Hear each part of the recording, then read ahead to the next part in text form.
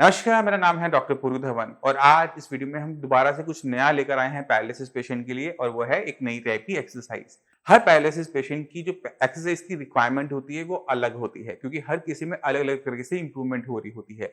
किसी का हाथ अच्छा चलता है, किसी का पैर अच्छा चलता है, किसी की आवाज़ बड़ी जल्दी आ जाती है।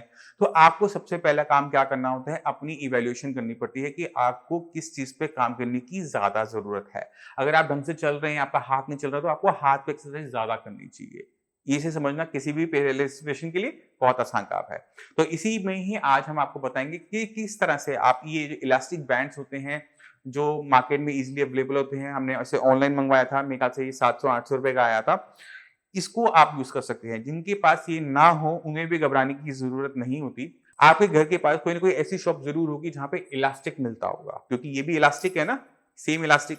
इसी तरह का इलास्टिक आपके घर के आस-पास मिलता होगा। आपने क्या करना होता है कि आपने 2 इंची जो चौड़ा इलास्टिक होता है, उसे आपने मंगवाना होता है और जिस तरह से इसमें हैंडल बने हुए हैं, उसमें आप नॉट लगा लेना और आपका ये इसी तरीके से तैयार हो जाता है। तो ये रफली मेरे ख्याल से ये 1.5-2 मीटर के आसपास होगा, तो आप 1.5-2 मीटर का इलास्टिक ले लेंगे, तो भी हमारा काम सेम बन जाएगा। तो आपको घबराने की ज़रूरत नहीं है और इसे फटाफट खरीदने भागने की ज़रूरत नहीं है, ये आप सबके घर में ईज़िली अवेलेबल होता है, घर के आसपास ईज़िली अवेलेबल होता है।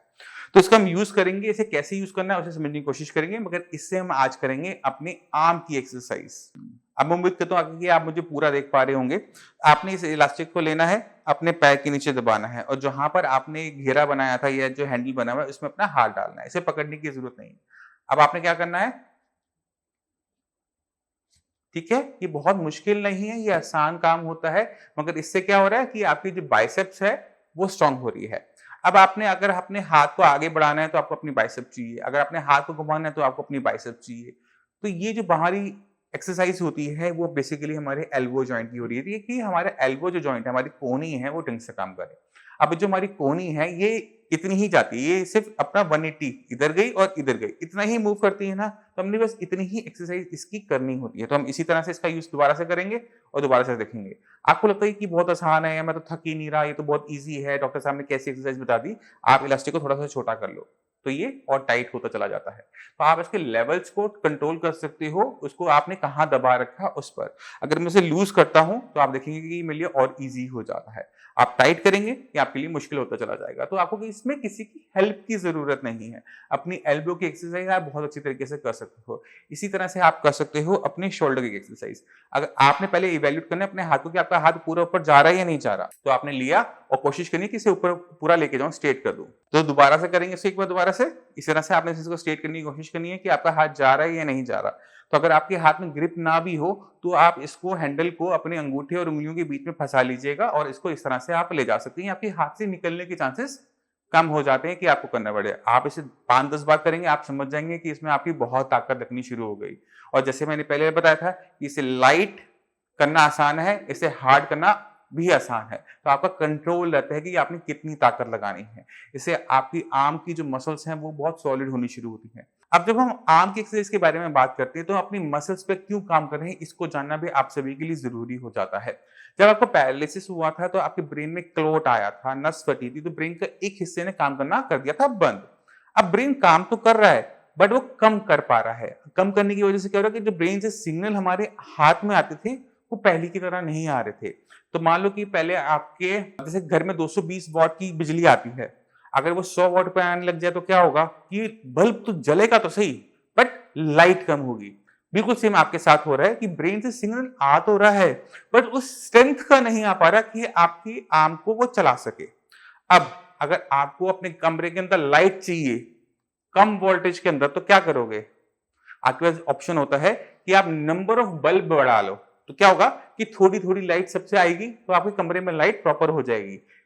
पहले एक नहीं दे पा रहा था, अब बहुत सारे बल्ब लगाए, अब हम अपने हाथ में भी ऐसे कर लेते हैं। जब हम अपनी मसल्स को बिल्डअप करते हैं, तो कम सिग्नल के अंदर भी वो एक्शन जो हमें काम करना है अपने हाथ से, वो बेटर तरीके से होना शुरू हो जाता है। और यही पैरालिसिस ट्रीटमेंट का पार्ट होता है। तो 2 चीज़ों पे हमने काम किया। हमने पहले काम किया अपने ब्रेन के ऊपर कि ब्रेन से सिग्नल अच्छी स्ट्रेंथ में आए। कहाँ पर? हमारे आर्म पर। और आर्म उस पे अच्छा रिस्पॉन्ड करे, उसके लिए हमें क्या चाहिए? मसल्स। जब एक पैरालिसिस पेशेंट इन दोनों की रिक्वायरमेंट को समझ जाता है और दोनों चीज़ों पे काम करना शुरू करता है, तो पेशेंट के अंदर बहुत अच्छी इंप्रूवमेंट आनी शुरू हो जाती है। अब मैं चाहता हूँ कि आप कुछ पैरालिसिस पेशेंट से मिले उनकी वीडियो देखें। और अगली वीडियो में आपको मैं इसी बैंड से किस तरह से आप अपनी लेग की एक्सरसाइज कर सकते हो, बाकी एक्सरसाइज कर सकते हो, वो करके दिखाऊंगा। तो स्टे ट्यून्ड। नमस्कार, मेरा नाम है डॉक्टर पुरु धवन और आज हमारे पास एक पेशेंट ऐसे हैं जिनको क्लॉट आया था राइट साइड में। राइट साइड ब्रेन में क्लॉट आने की वजह से इनका left side of body paralyse हो गया था। कंडीशन कुछ ऐसी थी कि जब हमारे पास आए तो चल तो लेते थे, मगर हाथ की जो फिंगर्स थी वो बिल्कुल क्लॉ फॉर्म में थी, बिल्कुल मुड़ी हुई थी, खुलती हुई थी और हाथ उठता नहीं था। तो चलते हैं पेशेंट के पास और देखते हैं कि पेशेंट को कितना इंप्रूवमेंट मिला 1 महीने के साई संजीवनी के ट्रीटमेंट। तो लक्ष्मी जी, आपको ये दिक्कत कब शुरू हुई थी, कब हुआ था पैरालिसिस का अटैक? मेरे को हुआ था सर होली वाले दिन सुबह 8:15 8 20 मार्च को। 20 मिनट। और तब क्या दिक्कत हुई थी? तब सर मैं आके सिर्फ काम पे से 8 बजे आके 8:15 बजे खड़ा हुआ था, सिर्फ चाय पी थी मैंने। अच्छा। चाय पीने के बाद मेरे हाथ में और पैर में एकदम सरसराहट सी महसूस हुई। मैं ये चाय लेके आई थी, मैंने चाय पी थी। मैंने उनसे कहा मेरे को कुछ अजीब सा महसूस हो रहा है। तो मेरे से बोली क्या हुआ? मैंने कहा मेरे को कुछ अजीब सा महसूस हो रहा है। मैंने कहा मेरे हाथ पर और पैर में चींटियाँ से चल रही हैं। अच्छा। तो इतनी देर में तो मैं लड़खड़ा के गिर पड़ा था। अच्छा। तो इन्होंने संभाल लिया। मेरा बेटा था, मेरी बेटी थी, हम दोनों घर। तो स्कूटर पर बैठा के मुझे आराम ले गए थे। तो वहाँ जाके मेरा ट्रीटमेंट चला था 4 दिन। उसके बाद उन्होंने मेरे को डिस्चार्ज कर दिया। तो जब वहाँ से आए तो क्या कंडीशन थी?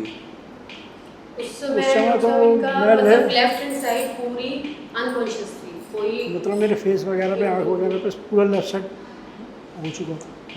वॉइस भी चली गई। अच्छा, और जब साई संजीवनी में आए तो क्या कंडीशन थी? साई संजीवनी में जब आया तो मैं चल तो रहा था, मगर मेरा हाथ काम नहीं कर रहा था। हाथ की क्या कंडीशन, थोड़ा सा बताओ। हाथ की मेरी कंडीशन, हाथ मेरा पहले इतना उठता था और मुड़ा रहता था। कैसे मुड़ा रहता था? फिंगर मेरी ऐसे मुड़ी रहती थी। अच्छा, अब पूरा हाथ उठाओ। अब मेरा हाथ ऊपर उठता है और फिंगर मेरी सीधी हो गई। अब चीज़ों को पकड़ने में दिक्कत तो नहीं होती? नहीं। पकड़ो, पेन उठाओ उल्टे हाथ से। पहले कर पाते थे इसको? नहीं, पहले नहीं कर पाते थे। अब कितने टाइम में ये हुआ? 1 मंथ से 1 महीने के अंदर ही सारा सुधार हुआ। तो आपने खुद देखा कि पेशेंट के अंदर वो चेंजेस जो चाहिए होती हैं, जो उसकी इम्प्रूवमेंट रुक जाती है, वो शुरुआत करने के लिए हमें हाथ पैर की मसल्स पे काम नहीं करना पड़ता, हमेशा पेशेंट की ब्रेन पे काम करना पड़ता है, क्योंकि वहीं पर क्लॉट आया था, वहीं पर डैमेज हुआ। जब तक हम ब्रेन पे काम नहीं करते, पेशेंट के हाथ पैर में कभी भी पावर नहीं आती। जो रुकी हुई इंप्रूवमेंट थी, जो रुक गई थी, जो हाथ में मूवमेंट नहीं थी, उंगलियां मुड़ी हुई थी, वो सिर्फ 1 मंथ के ट्रीटमेंट में पेशेंट की कंडीशन कुछ ऑलमोस्ट नॉर्मलाइज हो गई है। अभी 1 महीना हुआ है, अभी हम थोड़ा सा और आगे चलेंगे, 2-3 महीने का कोर्स करेंगे, उसके बाद मुझे नहीं लगता कि आपको और ट्रीटमेंट लेने की जरूरत पड़ेगी। डॉक्टर साहब मुझे कोई दिक्कत नहीं, 6 महीने की दवाई खाऊंगा, मगर मुझे सही होना। अच्छा, ठीक है। चलिए, इतना लंबा तो नहीं जाएगा आपका, क्योंकि काफ़ी अच्छी इंप्रूवमेंट हो चुकी है। जितनी इंप्रूवमेंट इस महीने आई है, इतनी अगले महीने आ जाएगी, तो आप ऑलमोस्ट हो चुके होगे। अभी सुनने में आया आप बाइक से आए हो, बाइक चला कर आए हो। पिछले महीने बाइक चलाते थे? नहीं चलाता नहीं, बेटे के साथ में। बेटा मेरा कितने टाइम के बाद आपने बाइक चलाई है? 4 महीने। 4 महीने बाद, ठीक है।